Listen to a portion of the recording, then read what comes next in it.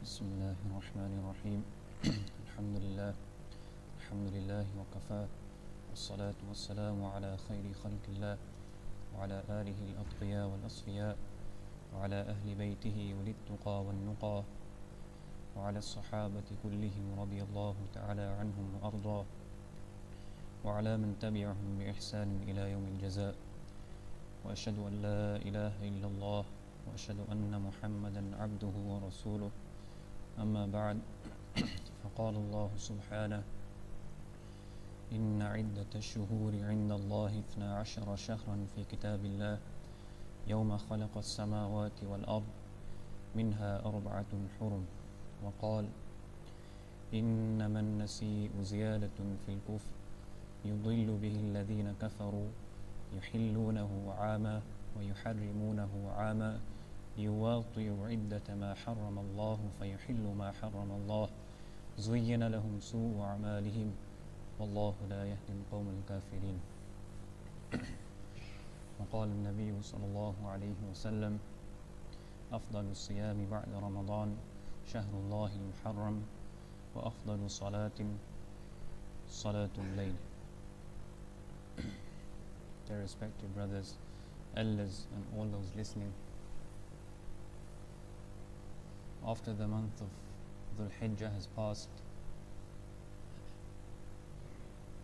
the very next month that comes after Dhul Hijjah, it's also a month that is full of blessings, full of virtue, and a very sacred month in Islam. As we know, there are 4 sacred months in Islam, and the ayah that I just recited, Allah subhanahu wa ta'ala is indicating towards this, and Allah subhanahu wa ta'ala is saying that inna عدة الشهور عند الله 12 شهرا, that Allah subhanahu wa ta'ala had predestined and stipulated that there were going to be 12 months in this universe, 12 months. And later on Allah subhanahu wa ta'ala says minha 4 حرم, from these 12 months 4 months are very sacred months. And the Prophet sallallahu alaihi wasallam has explained in a hadith that the 4 sacred months are Dhul Qa'dah, Dhul Hijjah, Muharram and Rajab. So Rajab comes before. Rajab is 1, and then 3 are the Prophet ﷺ said mutawaliyat, one after the other. So you get Rajab, and then you get Dhul Qa'dah, Dhul Hijjah and Muharram. So these 4 months in the Islamic calendar are seen as to be sacred. Now what does sacred mean? So in terms of something being sacred, it means if something evil is done in this place or in this time period, then it is a greater evil than if it was done outside of this month. Also, sacred also means any action you do that is a good gesture to Allah subhanahu wa ta'ala, an action of virtue, a good deed, then it's intensified and more reward is stipulated upon the action, because the month is a month of reverence, the month is a noble month, the month is a sacred month. So these are the 4 sacred months in Islam. Now what used to happen, the reason Allah subhanahu wa ta'ala has mentioned this verse is, so the people of Makkah, before the Prophet sallallahu alaihi wasallam, before his prophethood, the people of Makkah, they revering these 4 months. Even according to them, these 4 months were sacred. So they used to believe these 4 months are sacred. Now, what they used to do is they found these months so sacred that they would never fight in these months. If they were going to have a war or a battle, they wouldn't do it in these months. To such an extent, some historians have wrote that if a person he found the murderer of his own father, he's never seen him before, but he's approached him and he's seen him by chance, but he's in the month of one of these 4 months, he's in Rajab or Muharram, Dhul Qa'dah, he would not say anything to him, even though he knows I might not ever be able to meet him again. This is my only chance to do something, but because he was in the 4 months of the year, he would not say anything to this person. This how much they used to revert these months. However, now obviously Shaitan, he has his ways, and when he wants to deceive people, when he wants to guide them towards wrong, he will find a way. So now when the people, the Arabs, when they wanted to fight, for example, it's Muharram right now, and they wanted to have a battle, they wanted to loot someone, they wanted to do something that's bad, what they would do, they would stop the month. They would say, they would make an announcement that it's not Muharram, this is Safar. They switch the month and they would say Muharram is going to be next month. Or they would just cancel out Muharram. There is no Muharram this year, it's just Safar now, so we'll have to fight. So this is what they used to do. And this is what Allah subhanahu wa ta'ala has said in the Quran, and Allah subhanahu wa ta'ala has termed it as an-nasi. Nasi means to increase or to stretch. You can say to someone as a dua, you can say Nasa Allahu umrak, may Allah increase. So what they're doing, they're stretching the month, or they're playing around with the month. So Allah subhanahu wa ta'ala has strongly condemned this and says, إِنَّمَا النَّسِيءُ زِيَادَةٌ فِي الْكُفْرِ, that this is an action of disbelief. So the problem that happened was, obviously now, if they're switching and cutting months, now the Hajj is not taking place in the Dhul Hajj, because, for example, in 1 year they've took out Muharram. Now that year has only had 11 months. So if that year has only had 11 months, then the Hajj that's going to take place that year is actually taking place in which month? Dhul Qa'dah, the month before, because they've decreased the year. Now this started happening, and by the time the Prophet ﷺ has become Prophet, it's obviously still happening. Now, obviously, the Prophet ﷺ, as we know, the Hajj that he performed was the only Hajj he performed. The year before this, he sent Abu Bakr radiallahu ta'ala an. And when he sent Abu Bakr radiallahu ta'ala an, he sent him, obviously, all the people are doing Hajj. So, the Prophet ﷺ has sent him. But that Hajj Abu Bakr radiallahu ta'ala an performed, that was actually in Dhul Hijjah. In Dhul Qa'dah, not Dhul Hijjah. It was actually a month before Dhul Hijjah was supposed to be. But the reason it's accepted by Allah subhanahu wa ta'ala even at that time, because they didn't know. They didn't know, that no one kept count of how many months have been reducted, how many months have been skipped out. No one knew. But when the Prophet ﷺ has performed his Hajj, because Allah subhanahu wa ta'ala told him that you can go perform your Hajj.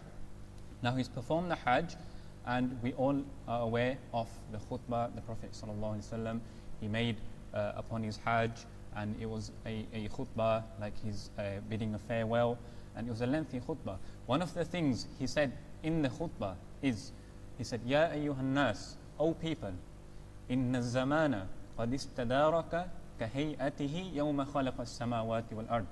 That the time, the zamana, the time has circled and circled and circled and circled until it has come back to where it originally was. So, for example, let's go to the beginning. Let's say the first time the Arabs done this, and they skipped a month. So now the year's been reduced to 11. So Hajj is taking place in Dhul Qa'dah. If they do it again the next month, the next year, then it's going to be a month before, a month before, a month before. So it kept going round for years and years. It's going for years and years until when the Prophet ﷺ performed his Hajj, now he's told everyone that it's circulated and circulated and circulated to an extent that it's come back to where it originally was. Now it's all in the right pattern, or in the right line that it's supposed to be in, and it's all aligned now. And the Prophet ﷺ said that يَوْمَ كَهَيْئَتِهِ يَوْمَ خَلَقَ السَّمَاوَاتِ وَالْأَرْضِ. When Allah subhanahu wa ta'ala created the heavens and the earth, and He has stipulated this Muharram, Safar, and this is Dhul Hijjah, it's come back to that alignment now. So the Prophet ﷺ is saying that now whoever performs Hajj is correctly doing it in the month of Dhul Hijjah. So that was obviously one of the wisdoms why the Prophet ﷺ didn't go the year Abu Bakr radiallahu ta'ala. This is the Prophet ﷺ didn't know. But Allah subhanahu wa ta'ala informed, and Allah subhanahu wa ta'ala knew that He wanted the Prophet sallallahu alaihi wasallam to perform the only Hajj he's going to perform in the correct month, in the correct time zone that it's supposed to be in. Anyway, so this is something the people used to do. And Muharram is one of the months that is from the sacred months. And with regards to Muharram, the Prophet sallallahu alaihi wasallam, in the hadith, many times the Prophet sallallahu alaihi wasallam has not said Muharram. He said Shahrullah al-Muharram, the month of Allah, the month of Allah. So Ibn al-Qayyim rahimahullah ta'ala, in one place he mentions that the Prophet sallallahu alaihi wasallam calling it Shahrullah when he's not called other months Shahrullah is obviously describing how virtuous it is and how close it is in the eyes of Allah subhanahu wa ta'ala in regards of doing good deeds. And I mentioned before, a month being sacred, that means if a person does good deeds in them, then these good deeds will have much of a stronger effect on his life, more blessings, more barakah, as opposed to if he's doing it outside of these months. And at the same time, if a person he falls into doing bad things, then it can have an effect on his heart that might be greater than doing it. Because at the end of the day, a sin is a sin. So if someone sins in Ramadan or he sins outside Ramadan, the sin is the same. And this is clear in the Quran. But the effect that sin can have on a person's heart and a person's life and a person's spirituality will be greater if he's doing it in a sacred month. So we should take this month for granted. Shouldn't take this month for granted, and this is a very virtuous month. A lot of times it happens, Dhul Hijjah, time of Ramadan's gone, time of Hajj is gone. Now, we just come back to normal. But no, even Muharram is a very sacred month. The Prophet ﷺ has said in a hadith that after Ramadan, there are no fasts that are better than the fast a person does in Muharram. So Muharram, a fasting a person does in Muharram, and now so the time is coming a bit down anyway. A person should try to fast in these months. Obviously, no one's saying fast the whole month. Person can try to do the method the Prophet ﷺ has taught. Try and do three days in a month if you can, on the white days. If a person can do twice in a week, Monday and a Thursday, that's good as well. If a person can't, just a few days in a month, then inshallah you will be full of barakah and blessings. And obviously we all know that on the day of Ashura, this is also in the month of Muharram, when the Prophet ﷺ he migrated to Medina and he seen that the people of the Yahud, the Jews, they're fasting on this day. So obviously the Prophet ﷺ was interested in what kind of beliefs they hold, what kind of actions they're doing. So he asked them that, why do you fast on this specific day? They said, this is the day Allah subhanahu wa ta'ala saved Musa alayhi salam from Fir'aun.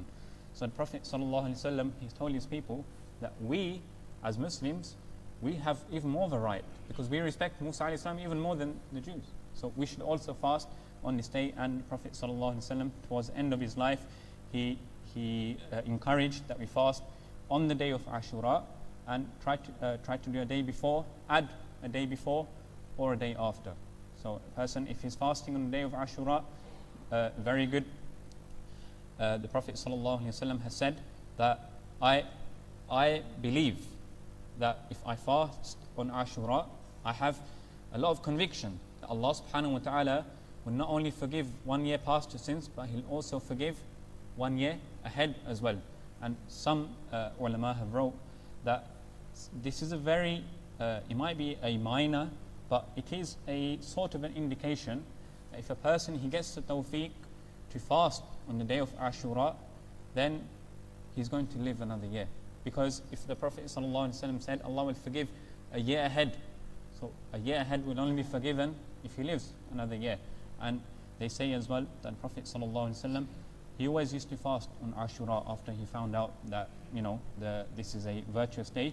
But on his final year, he didn't fast on the day of Ashura, and then he passed away sallallahu alaihi wasallam on that year. So we should try to fast on the day of Ashura, day before, day after, and we should try to do good actions in this month. Pray salah, nafal salah, a lot of Quran. Like Ramadan has passed, and we should try not to lose this connection we had. Times like this, they come to give us a boost, spiritual boost. So our connection, if we had lost our connection with the Quran since Ramadan, so try to bring that connection back. and try to do good and good actions. It's also a month we should be nice to others, feed families, and feed our own family. It's a good day to do all these good actions. And Allah subhanahu wa ta'ala give us all the tawfiq. And Allah subhanahu wa ta'ala give us all the blessings and the khair of this month. And one dua I learned from my teachers, when you're going through good times, you're in a good place, or it's a virtuous day or a virtuous month, make this dua that, oh Allah, the du'as in this specific time, all the du'as the Prophet ﷺ made, all the pious people made, Sahaba made, grant them all to us in our favor as well, because we can't make them same du'as the Prophet ﷺ used to make. How do we know in private what du'as the Prophet ﷺ used to make? All them du'as the Prophet ﷺ made in these times, grant them in our favor as well. وآخر دعوانا الحمد لله رب العالمين برحمتك يا رب